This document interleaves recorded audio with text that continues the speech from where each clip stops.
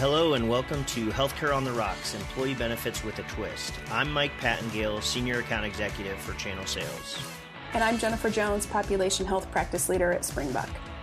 In this podcast, we'll talk with employers, benefit advisors, technology innovators, and other experts in wellness, human resources, and healthcare. Today's guest has a passion for helping organizations create a healthier, more engaged workforce by embracing a holistic approach to wellness.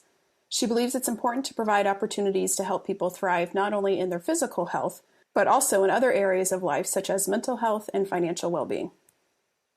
Courtney Schroeder has 13 years of experience in the corporate wellness industry. Her roles have ranged from strategic account executive at Highmark Blue Cross Blue Shield to senior well-being and engagement consultant at Gallagher. She recently transitioned into a new role at WellRight as a well-being strategy consultant. In this role, Courtney will help potential clients tailor their well-being strategy to their specific needs and empower them through their wellness journey. That sounds perfect for a person who is often told that her energy around promoting health and well-being is contagious. Courtney, welcome to the show. Thanks for having me. Very exciting. It's strange to hear yourself talked about while you're engaging in the conversation. Well, the new role sounds super exciting, so tell us a little bit more about that. What has you most excited about it? Yeah, it's very exciting. I reconnected with some coworkers I used to work with in the past. We got to co-create the role together, and it is ever evolving. I would say think of it as all things related to client strategy, helping them establish KPIs, tying back to their core business objectives, what is really important to them to make sure they're hitting their goals, their targets, all things under that umbrella of well-being. So that could be mitigating healthcare spend, that could be attracting and retaining talent, which we know is so important. Yeah, speaking of that, we've all heard about the great resignation that's been taking place over the past year or so. With so many people searching for and taking new roles or moving into a new organization, what role do wellness programs play in attracting and retaining talent? A huge part. It's that shift back to focusing on culture and making sure that that is front and center. I know when I would interview account managers, not even 2 years ago, one of the first questions they always asked was, how's the culture?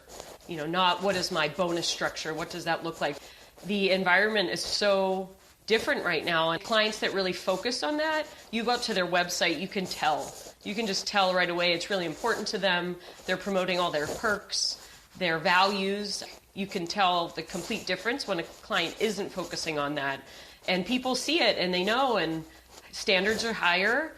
COVID has made expectations different. People want flexibility. If you're not open to that, you won't keep that talent or attract it. Yeah, and I think that's a really good point to make. And, I think in a similar vein to, as Mike mentioned, as far as with the Great Resignation, we've really seen over the past year and a half, employers investing more in their employees and that well-being and the culture. And I'm interested, Courtney, if you have or if you've seen as far as what are new pieces that people are investing in or new components to wellness programming that you find most interesting or exciting? That is a great question. I used to joke, is it a carrot? Is it a stick? Is it just an orange stick? It would get some laughs, but I can't believe I ever said that. It's so not the way a program should be positioned. Choice has become a really big factor in the wellness program. So I, for example, may not use an HSA or have any interest in that, so I won't engage in the program. If you have choice in what the incentives might be, and especially the activities that you're participating in, it becomes a way to meet people in their own journey along that path. And I think goes a really long way to, again, show that culture, highlight the things that are important at that organization. Yeah, and I think especially when we take into account there's usually 4 generations that are working at most employers now, knowing that, baby boomers who are still working, what they look for, want in a wellness program could be substantially different, most likely is, than, someone from Generation X. So that's, I think, a great point to make. Yeah, totally agree. The way in which we engage with the programs, I think the modalities need to be different. You need to be considering text messaging or push notifications or reminders, what that looks like, especially when it comes to mental health. There's, not only that challenge of removing the stigma, but it's also about I want to just text back and forth with my coach or my clinician. I don't want to be on another Zoom call after, the 8 to 5 every day. So that's a great point. Yep. Yep. And that, I think because you mentioned the proliferation of apps and smart devices, those types of things, I'm going to ask you, your website says that you offer over 300 pre-built wellness challenges and more than 400 unique wellness activities to choose from. How on earth do you guide people in selecting the best program for themselves? That's a great question. That really is. But I think when it comes back to having that choice, certainly we've got the core program that we recommend. We hold our client's hand. We are certainly not saying, hey, pick anything that sticks. We want to know what is most important to them. What are they trying to accomplish? How much of a part does financial well-being play? How many other point solutions? Let's talk about point solutions. And they're popping up everywhere. And it's so hard. I know when I was on the consulting side, it's so hard to stay up to date, to vet them out. As soon as you do a market scan, things are already different. Knowing that we need to integrate with clients in that way and other partners that they work with really helps guide a lot of that strategy and narrows down those choices. But nice to know you walk before you run. Transitioning programs are really challenging. So say you're coming from another vendor, hard to put a square peg in a round hole. That flexibility allows us to make it a really smooth transition for the client. Yeah, it's great. What role would you say data analytics play in the program selection? First and foremost, it's super important. I think about our mutual clients, how beneficial it is for them to have that full picture, to establish KPIs and kind of hold themselves accountable to that. Are we really tracking in the right direction? I think the beauty of our program too is that people can pivot and change the program any given time based on what we see in the data. I know that that's not always the case out there. And establishing those and making sure you're really aligned with, again, how that fits back into the overall business objectives, what conditions are bubbling up to the top. I'd love to hear your thoughts on what is jumping out at clients. What do you see they have the most interest in when it comes to data science? Yeah, I'll defer to Jen on that one. Yeah, I am but a salesman. Jen is the population health practice leader. Yeah, Jennifer Jones, ladies and gentlemen. Oh, right. There you go. We really try to distill it down into what we call our moments in time. So when you think about using and using your data, empowering that to make decisions, there are really 3 key moments in time that, distill down to plan design, program selection, and then really program measurement. And these can happen throughout the year. Plan design is usually once a year, but the others, it's a matter of measuring this and tracking this over time. And we actually have a recently published ebook on empowering your moments of time. Feel free to download that from our website as well. But again, I think it's really key to know that having data is so important to measuring the programs you have, knowing how to adjust if you need to, know what outcomes you need. You mentioned KPIs. I think establishing those at the beginning of any program is so important, that because if you don't know how to determine how effective the program is, you'll never be successful with it. And the other key piece that we always speak about is it's not always about cost. It has to be about key population health metrics as well, and then overall satisfaction with the programs too. Right. That translates into engagement surveys in general, attrition rates. The view of data has become so broad just based on the climate right now that it's something, we always need to be thinking about. Speaking of ebook, I was looking at your social determinants of health that came out the other day. That's a topic we're talking a lot about. So it's exciting to see that conversation continue to evolve.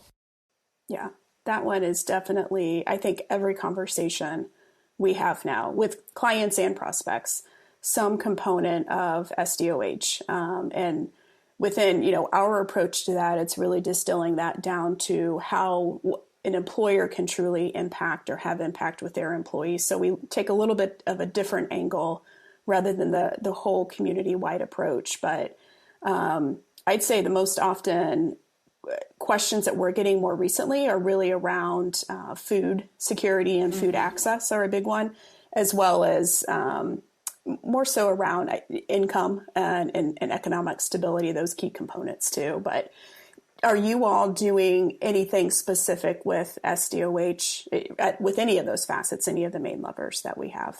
We're having a lot of conversations about that, and I think the topic can feel sort of overwhelming for clients at times. Like, how could I really tackle that? And sometimes it just comes down to looking by location and starting small and just focusing on where are the zip codes, where your people are, and back into that and program accordingly, knowing that we can separate the program based on who's logging in and serve that information up is a good, simple way to start.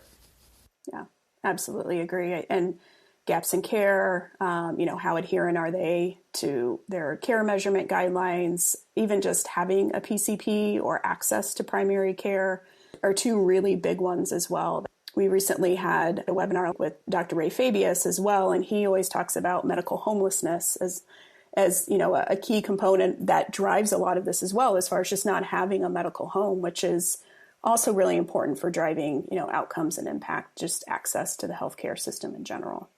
Yeah, I will say it's cool to see that, 2 years ago, I don't think I ever really heard people talking about SDOH on a consistent basis. And now, to Jen's point earlier, I think it comes up in every conversation. Mm-hmm. So just hearing that, people looking at data a lot more and then understanding, hey, since we have all of this data, how can we not only use it from a benefit standpoint, but how can we actually use this to drive change and really impact positively those employees and members that we have on our plan, which has just been really awesome to see over the last year and a half or so. Yeah. And back to, what am I seeing employers offer new or different than in the past? We have a huge focus on DEI right now, knowing that all clients are asking for that, whether it's comes down to different languages or just how to educate people, how to build that into their program.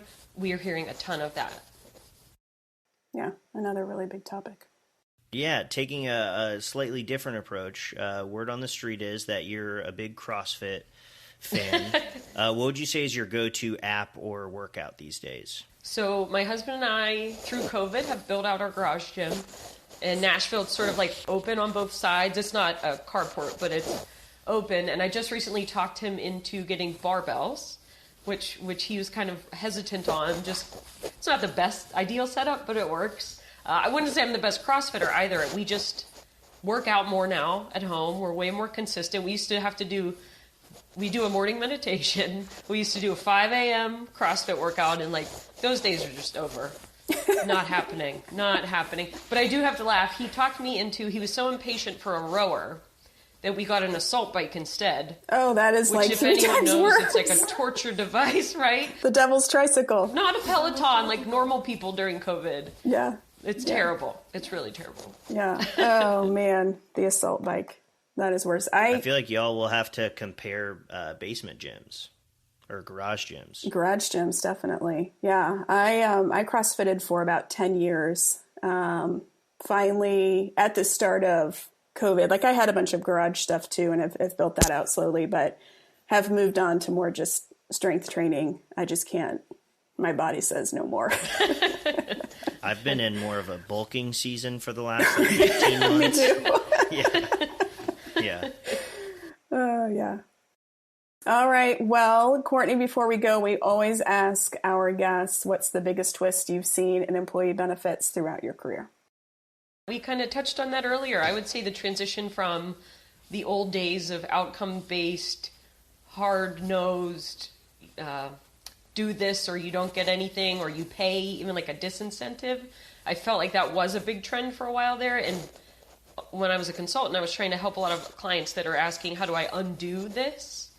To that shift of true talent management, culture building. And what I love about, why I'm so passionate about the holistic approach, I would say that is the shift, for sure.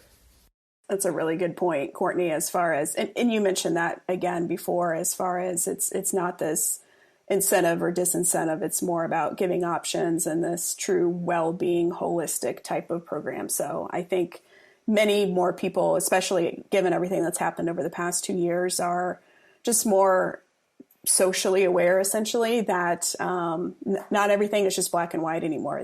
There's a whole other component to developing wellness and well-being programs. Absolutely. And that is it for this episode of Healthcare on the Rocks, Employee Benefits with a Twist. Thank you for listening. If you enjoyed this episode, please take a moment to rate us or to leave a review on your favorite podcast platform. That really does help other people find the show and lets us know what you like. And remember to hit that subscribe button so you don't miss an episode. To find previous episodes, visit our new website at springbuk.com/podcast. And thank you so much, Courtney, for joining. Yes, thank you. Happy to be here. It was fun. Thank you. Till next time. Cheers. Cheers.